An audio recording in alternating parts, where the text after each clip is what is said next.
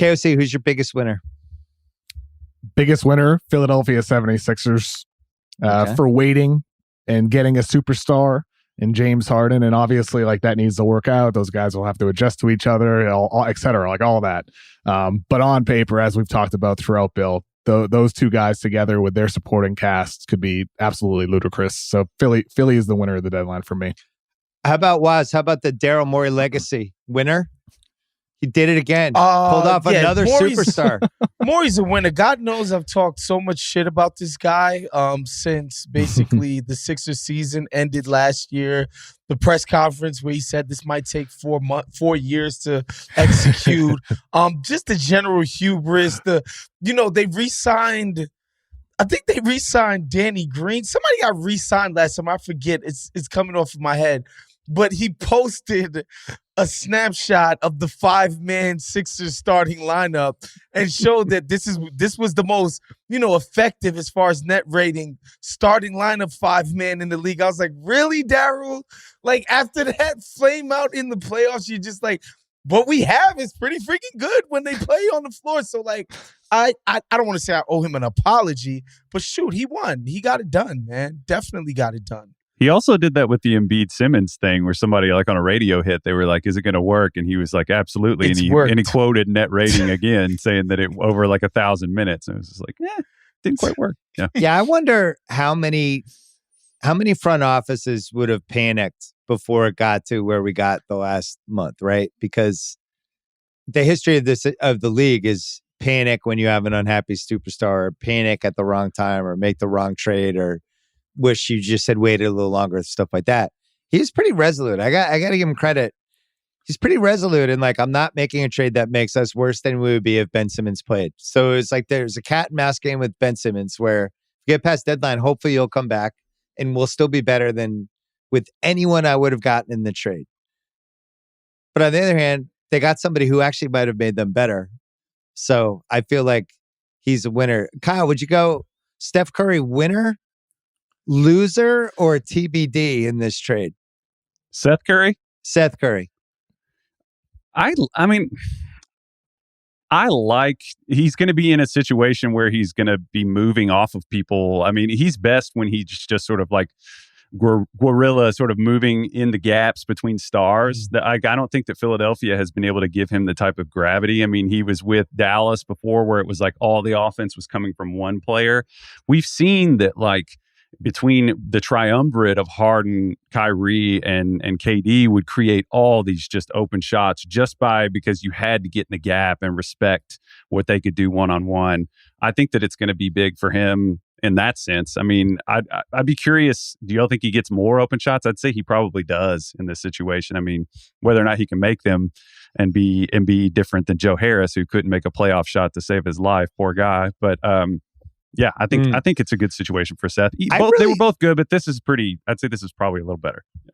I really liked watching him play with Embiid, and I think it's so hard for guards to play with centers like that. And he kind of figured out another winner in this trade from the Philly standpoint.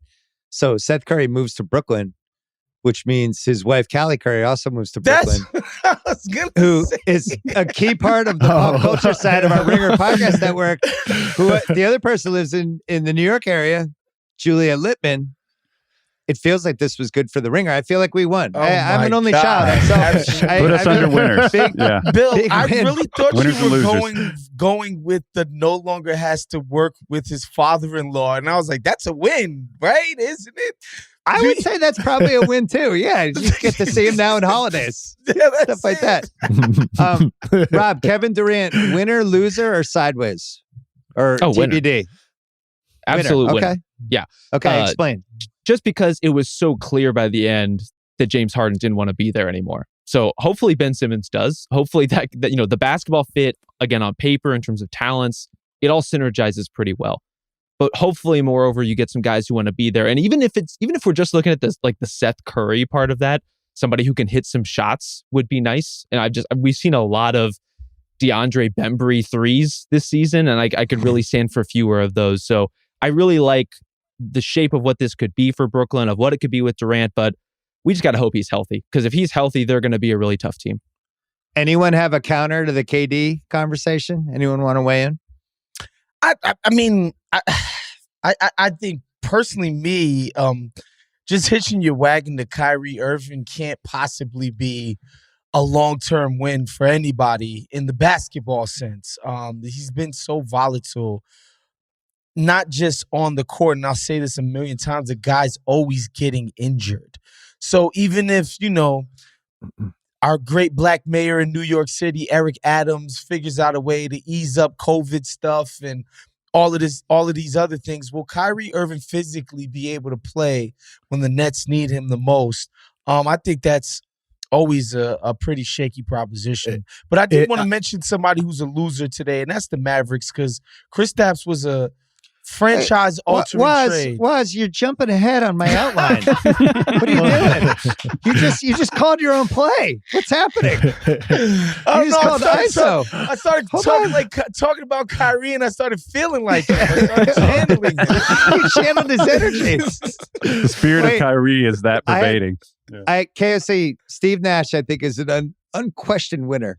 Unquestioned, except he now has to coach Ben Simmons and Kyrie Irving. Yeah. Well, I mean, so that's tough for Steve Nash in that sense, but I think that's why I agree with Rob that KD is a winner here, in the sense that Kevin Durant's legacy, however we define his story after going to Golden State, is, he joined the super team and he won there. And can he do it anywhere else? Well, now we're talking, hitching your wagons to Kyrie Irving and Ben Simmons, who just gave up $20 million and sat out because his coach said he might not be a great point guard and because he failed and passed. If he pulls those guys to the NBA Finals and wins it, doesn't that kind of reverse things for Kevin Durant? Wow, he did it with Simmons and Irving? That kind of changes things and helps his legacy, I'd say. On the human interest side of it, yeah, sure. But then the other side of me is just woe is me, poor baby. Kevin Durant has to take one of the best, most versatile. He's going to come after me now. But I mean, woe is me. I have to drag one of the most versatile defenders alive. I know we've crapped on Ben Simmons a lot in the past year, but he is super talented. And then Kyrie, who might be the best. I mean, he's one of him and Steph are probably the two most ball skills, most skilled players ever. It's a funny thing. There are a lot of just hypotheticals here. If this hypothetically happens, it's going to be interesting to see. This is going to be an interesting sort of experiment to see how quickly a team can mesh and still have a chance to go the distance. Yeah. What's interesting is they were able to salvage this season as a basketball team, right? The chance to actually win the title. They were able to salvage that, assuming Ben Simmons can at least be 90% of what he was last year, which I have to say is an assumption at this point. But at least if you had unhappy Harden the rest of the season, I think we would all agree you're not winning the title that way. The other interesting thing is they got 2 first-rounders in the trade that they can at least have this summer to try to keep improving the team around KD and potentially Kyrie. So I was thinking loser, Mahoney, Houston for 3 weeks here was sitting in this situation where super unhappy James Harden. If the trade doesn't happen, he forces his way to Philly. Philly trades Tobias Harris to OKC with whatever to just get rid of him, and then signs Harden. And the Nets have nothing. And now the Rockets have these picks and these pick swaps. But now it's they have these picks and pick swaps for a team that looks like it's going to be pretty good the rest of the half decade. And on top of it, they got no other assets in the deal, right? They could have Jared Allen. They chose not to have him. They turned Oladipo or Caris LeVert and Oladipo into nothing. So they have really no players to show from the trade at all. And now it's you're kind of keeping your fingers crossed with the picks and pick swaps. I didn't like the trade when it happened. I still don't like it. Well, and loser within the loser. I mean, Eric Gordon was probably packing his bags thinking he was going to be playing for a playoff team. Tough break for him. Going to be finishing the season with the Rockets. I would say if you're Houston and looking at those future Brooklyn picks, maybe not so fast in terms of counting them out. In terms of, we haven't seen this team play a single game. We haven't seen Ben Simmons play a single game. Great point. We have no idea what the future of the vaccine mandate in New York is going to be. A lot can happen in a couple months. And so I would say hold on to those and maybe cash your lottery tickets a little later. Any other winners, losers from this Brooklyn Philly trade? Kyrie, I don't even know what category it was. You want to try to put Kyrie in a category? Kyrie's whole like vision of his existence is that he has no boxes. You know, he's free flowing. He's like water that way. He's doing it for the art, Bill. You can't categorize that, man. I wonder.